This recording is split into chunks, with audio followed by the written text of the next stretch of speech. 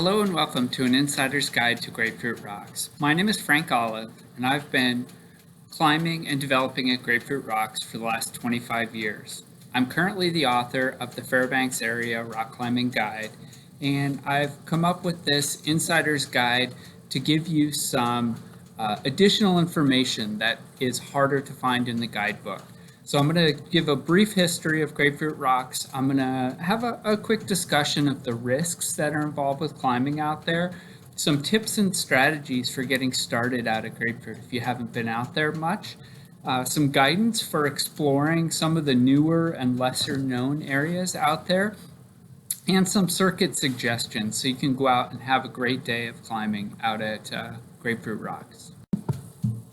I made this presentation for three main groups of folks. First, people who are new, who are climbers who are new to Fairbanks, in an effort to help them get out and enjoy the climbing we have here. The second is for folks who have lived in Fairbanks here and climbed for a while, possibly in the gym setting, and are looking to take those skills they've developed outside. And the third group of people is for people who've sort of written off the climbing scene in Fairbanks, whether they had a bad experience going out once or they just haven't had the knowledge of all the updates and things that are going on out there to help them get out.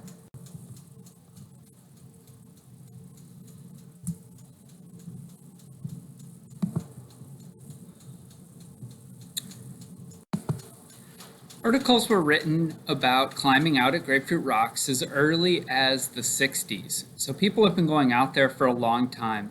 I think people named things differently and whatnot over the years. But in 1993, Stan Justice put together the first version of the rock guide here in Fairbanks.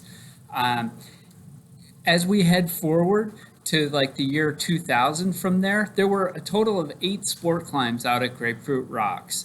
Through development by Tom Ellis and Mike Ruckhouse and myself and some other folks over the last 20 years, it's really made Grapefruit Rocks into more of a sport climbing crag. And now there are over 70 sport climbing routes out at Grapefruit, ranging from 5.5 to 5.13. Climbing in general is inherently dangerous.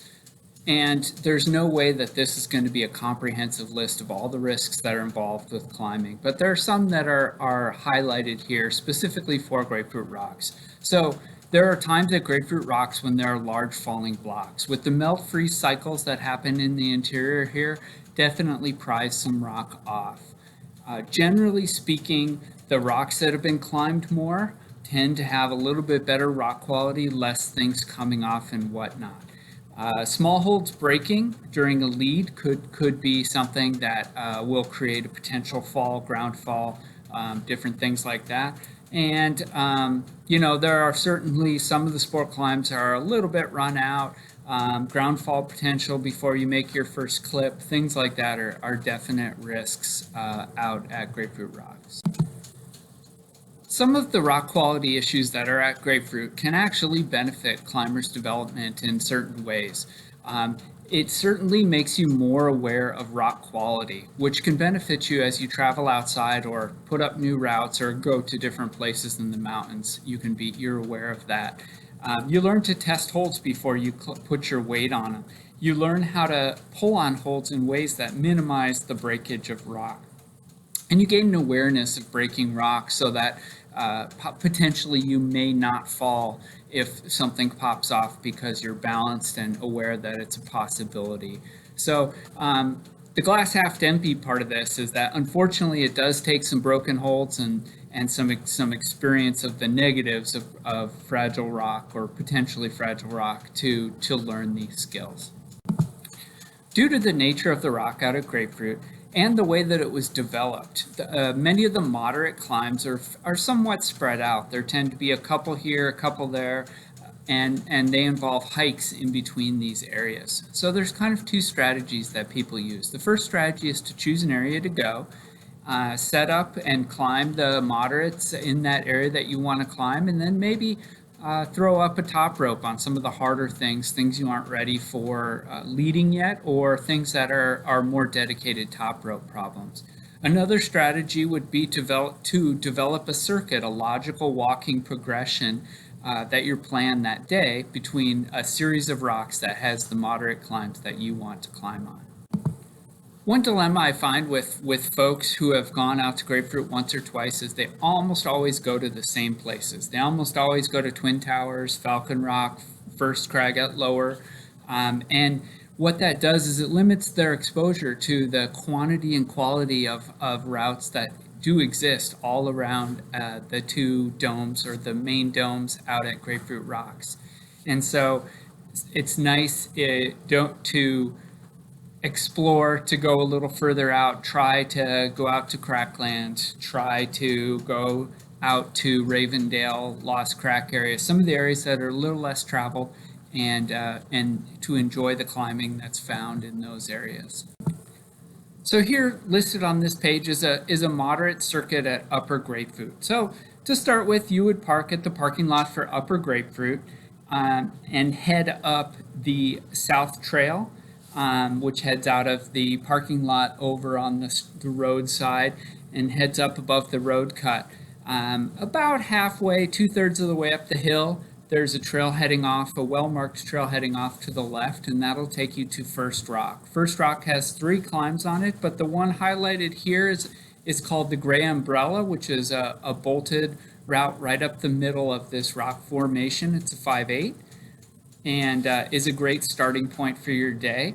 You can head back to the main South Trail, continue up that, and you'll see kind of through the woods on your left, another couple hundred yards up, you'll see Gorilla Rock. This has, as you first walk up to it, it has a slabby and then a slight overhang problem called Head First, which is a 5/8. A little bit tricky to get over that bulge at the top, but is a fun route. Continue your day, head back to that trail, and head up to the Twin Towers area. This area does have a high concentration of fun climbs. Nice long climb on the right-hand tower called Grooving, which is 5/5. Just next to it on the left hand of the Twin Towers is a tricky start 5/6 called Staircase.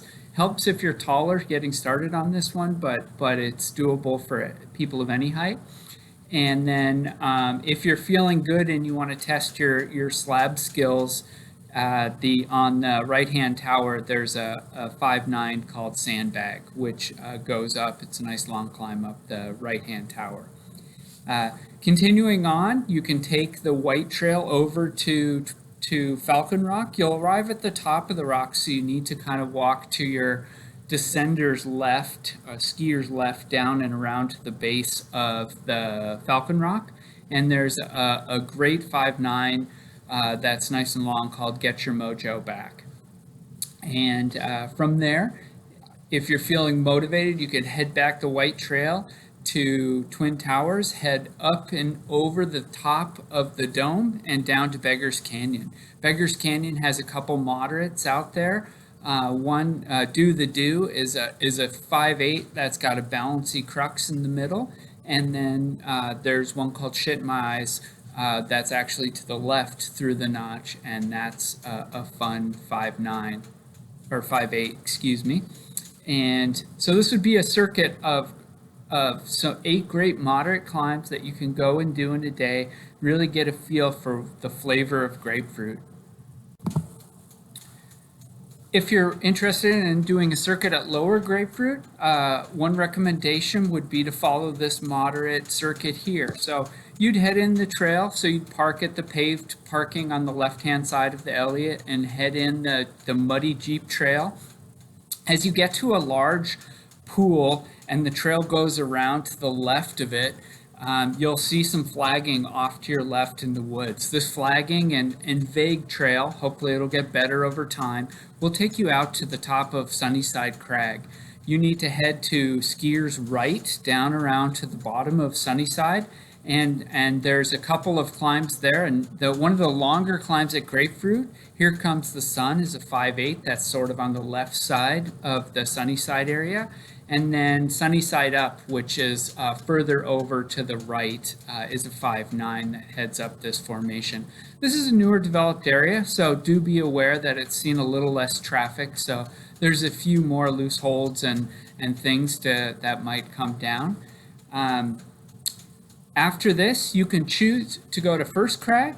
You can either go pretty much straight up the hill, and it'll take you to the gully between first and second crag, or you can head back the trail, which more or less contours back to the main trail, and then head to first crag.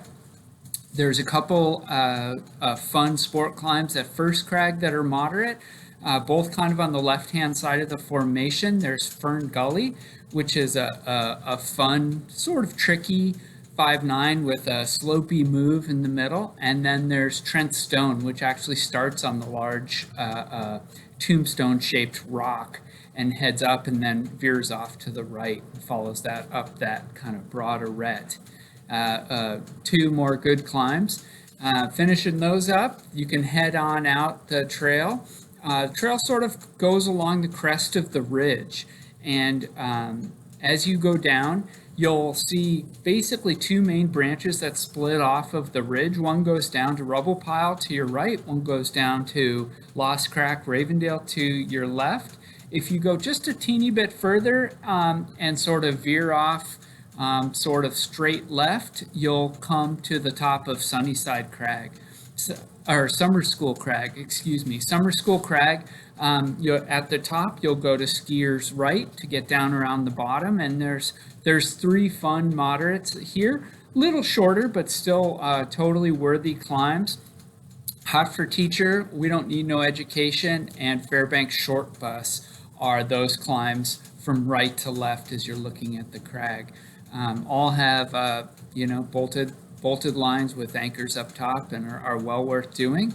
After that, you can head back up, just head back the trail a little, and on that southwest side, the trail will head down to Lost Crack area, and there's one called Lost in the Ozone there, which is a fun 5-9 that heads up one of the formations.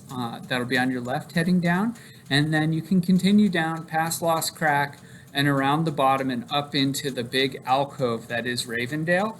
And on your right, there's a climb called Crow Baby, which is a fun, fairly long 5-6. The bolts are a little hard to spot, so definitely take your time and sort of look and find those bolts on that line.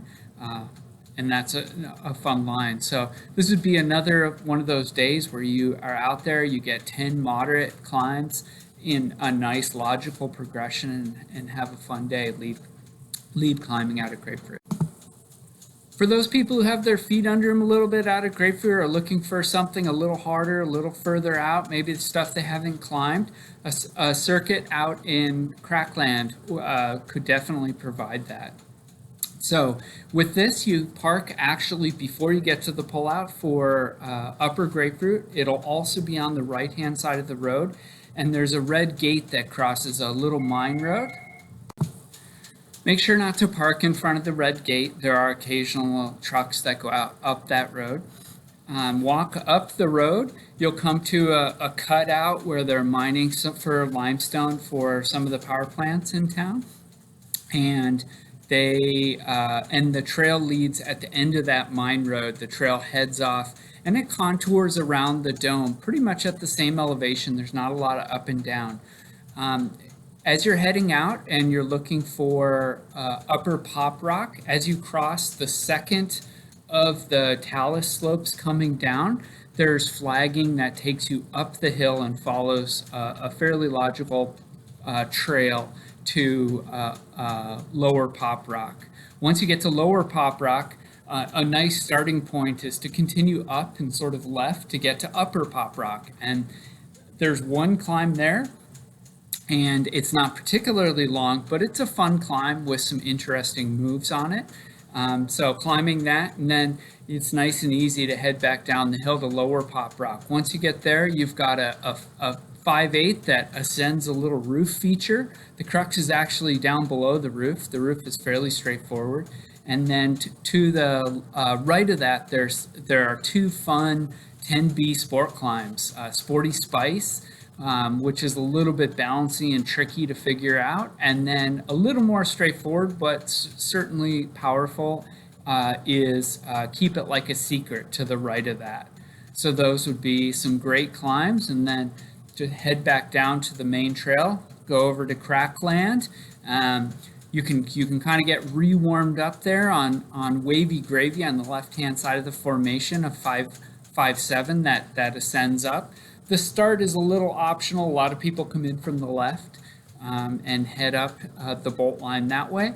And then continuing across, there's a really varied climb, one of my favorites out at Grapefruit, called Bring Your Dancing Shoes, which ascends up and then goes up over a bulge at the top. Definitely pumpy and a little bit tricky to figure out. And then to the right of that is one called Rude Girls, which sort of hugs the left-hand side of the bolt line and kind of goes up the arête, but there are easier ways. You can kind of choose your own adventure. It's a little bit contrived as far as that goes, but it's still a fun route, well worth checking out. And after doing that, you'll be nice and warmed up, and you can basically head down to the bottom of the formation of Crackland, and you'll see a trail that contours around the dome. It'll take you up across, and then you head up into a little alcove where one of the neatest climbs at Grapefruit, the Dark Side Dihedral, is.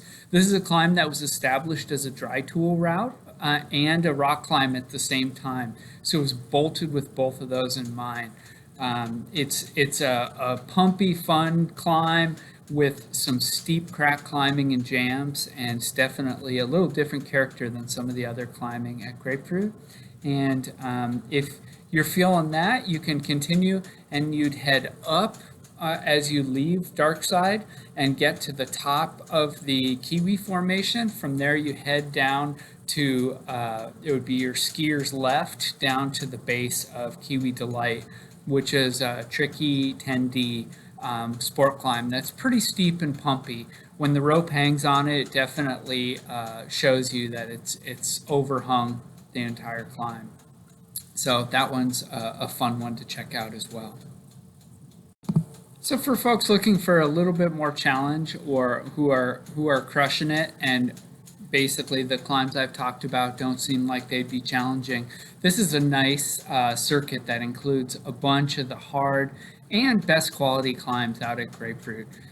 So you'd go to Lower Grapefruit again, park there, same route into Sunnyside, where you'd, at the big puddle where the trail goes around to the left, you look for the flagging and head over there. And there's a couple of stout climbs that are fun and worth your time out at Sunnyside. Pocket Full of Slab is 10 BC, and Hang One, which is only recently been led out there as well. So got the first ascent of that one. So continuing up to First Crag, again, either directly up the hill or heading back around. Peril is one of the classic test pieces out at Grapefruit. It's 511. It's a really crimpy, powerful climb there at First Crag. And then there's Dead End Crack, which has some variations. Again, maybe a little contrived, but definitely a test piece as far as slippery slab out at Grapefruit. From there, heading around and heading out the trail towards Lost Crack area and Ravendale, and then heading down that way. At Lost Crack, there's one called Piece of Cake, which at 10D, some people feel is sandbagged. It's pretty tough, crimpy climb, powerful climb. And then Lost Crack Right is another one that has definitely seen its fair share of people peel off at the crux there, which is well protected by a bolt, but it is fairly powerful moves through there. And from there, heading around the corner to into the Ravendale Cove, and there's a climb, Nest Egg, which is different than a lot of the climbs at Grapefruit. It's actually kind of a steep, juggy, thuggy climb. So it definitely has the potential to give you some pump. And then to the left of that is one that's also steep but has a little bit smaller hole. It's called Shell Shock. That's 11D. From there, heading down and checking out one of the original sport climbing areas at Grapefruit, which is Rubble Pile.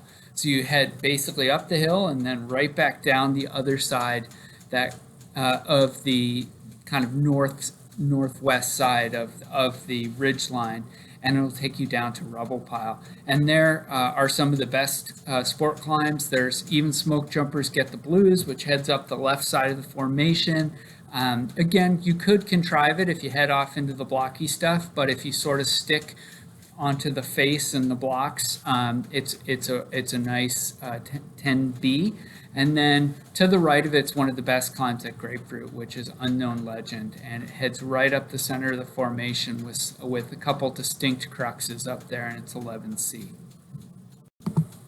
So for some of us that work in the summer, the midnight sun provides us with the opportunity to still get out after work and enjoy Grapefruit Rocks. So this is an example of what might be a quick trip in the evening. These areas tend to get great evening sunlight, so they're aesthetic as well as being fun getting out. So heading up from the upper parking at Grapefruit to straight to the peanut butter area.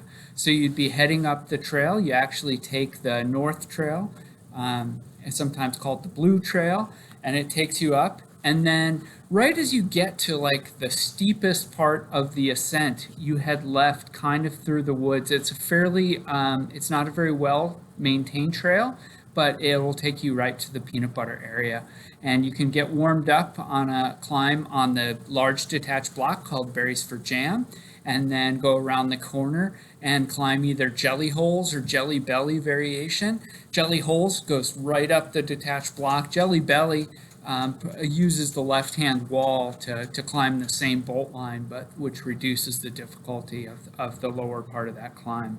And then going around the corner and going to the 6-bolt fantastic climb called Face to Face, which is located on the left side of the peanut butter area proper. And this climb provides a great challenge for folks and is a really good quality climb. After that, you can head around the corner, continuing kind of up and left. You'll come to the refrigerator crack area. You can head up straight through there and take a left, and it'll take you right up to the base of Falcon Rock. When you get to Falcon Rock, you can get your mojo back, and work on a couple of the harder climbs there. Thin Gray Line is a fantastic climb, kind of going up the left side of the Falcon Rock Cove, and then kind of a platy, crimpy, cruxy climb called Larry's Project, which goes up to the right of the hole in the wall climb there at Falcon Rock. So this is a way to get out if you have a few hours in the evening, do some quality climbs and enjoy being out. So I've talked about almost all these climbs, but this is what I feel like is the must-do top 12 climbs out at Grapefruit Rocks. Like I said, I've talked about a lot of these. The Thin Gray Line at Falcon Rock is fantastic and sustained. Unknown Legend is a test piece for climbers and really a fun climb to work on and figure out. The Uncarved Block out at Beggar's Canyon is a terrific climb, really varied character, going over roofs, going up slab, fingers, and then there's a little bulge at the top. So that's a fun one. The Dark Side Dihedral has a different character than a lot of the climbs at Grapefruit. You're doing big stemmy moves, you're getting true hand jams, and it's also powerful. So it's definitely worth your time to go check out. It's also one of the longer climbs at about 75 feet out at Grapefruit Rocks. Bring Your Dancing Shoes, again, provides a really varied climb. So it provides a lot of different movement styles and challenges throughout the climb. Well worth doing. Face to Face, I just mentioned, out at the peanut butter area, is a terrific climb with some tricky moves. A lot of the challenges at some of these climbs is finding the holds, and especially for people who are more from a gym environment, the holds aren't necessarily obvious, and so you have to search around and find them and figure out how to put them together into this puzzle. It's one of the things people really enjoy about climbing out at Grapefruit.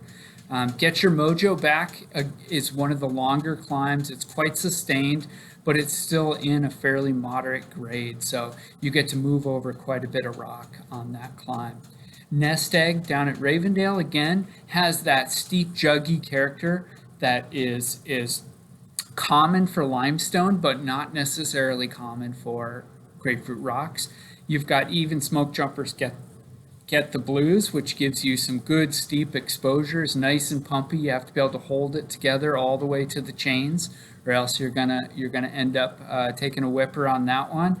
And then Keep It Like a Secret is a fun climb. It's one of the newer climbs at Grapefruit on lower pop rock, and really provides some fun moves. There's some nice little pockets, and definitely worth your time. And then Here Comes the Sun at Sunnyside. It's a neat area, and again, it's one of the longest climbs at Grapefruit, so it's got some varied character to it, and it's worth checking out.